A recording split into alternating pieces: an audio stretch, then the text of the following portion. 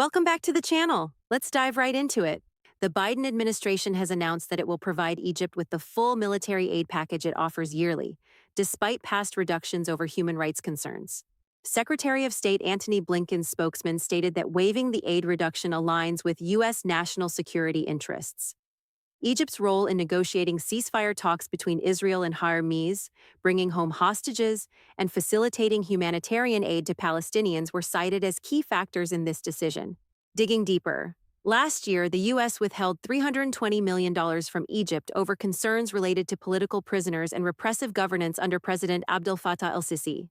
Senator Ted Murphy highlighted that while Egypt had released more than 1,600 political prisoners since 2022, over 5,000 new detainees were jailed in the same period. Since 1978, Egypt has received over $50 billion in military aid from the U.S. Former President Donald Trump has announced that he will not participate in another debate with Vice President Kamala Harris. In a statement on Truth Social, Trump wrote, "There will be no third debate," and criticized the Biden administration for various issues, including immigration and inflation. Trump claimed that the polls showed he won the last debate against Harris, calling her a no-show for other networks like NBC and CBS. Kamala Harris's response. Vice President Harris has pushed for another debate, stating, "We owe it to the voters to have another debate because this election couldn't be more important." Senator Richard Blumenthal, a senior Democrat investigating the assassination attempt on former President Donald Trump, has expressed shock over the Secret Service's failures. Following a closed-door briefing with the FBI and Secret Service, Blumenthal said the American public will be appalled when the full details are revealed. The assassination attempt involved a shooter searching for information on Trump and Biden's rallies and using encrypted messaging to hide his intent. As of now, a clear motive hasn't been established. Inflation in the U.S. has slowed to 2.5%, the lowest rate since February 2021, according to the Labor Department. Prices for gasoline and used cars have fallen, though housing costs have unexpectedly risen, maintaining pressure on inflation. Analysts expect a minor interest rate cut by the Federal Reserve, though larger cuts remain unlikely. Key relief. Grocery prices remained stable from July, and petrol prices dropped by over 10% since last year.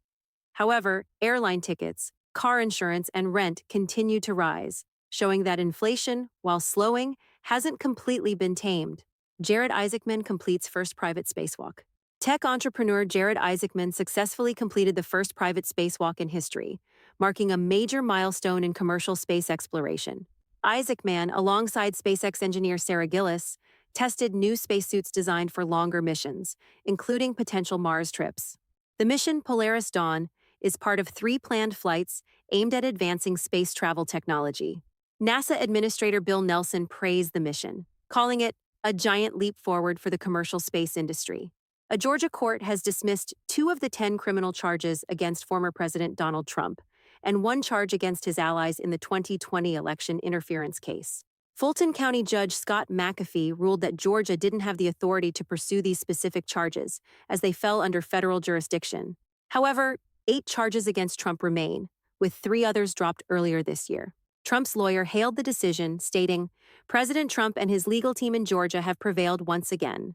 Donald Trump has proposed eliminating taxes on overtime pay as part of his wider tax cut plan if he's reelected. Speaking at a rally in Tucson, Arizona, Trump announced, "Your overtime hours will be tax-free."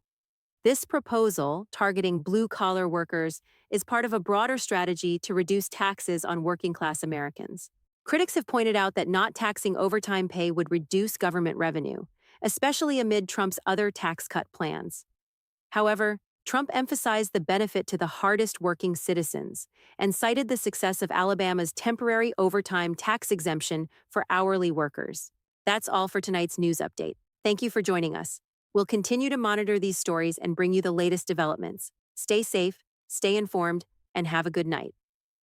If you enjoyed this video, don't forget to hit the like button, share it with your friends, and subscribe to the channel. And don't forget to turn on the notification bell so you never miss an update.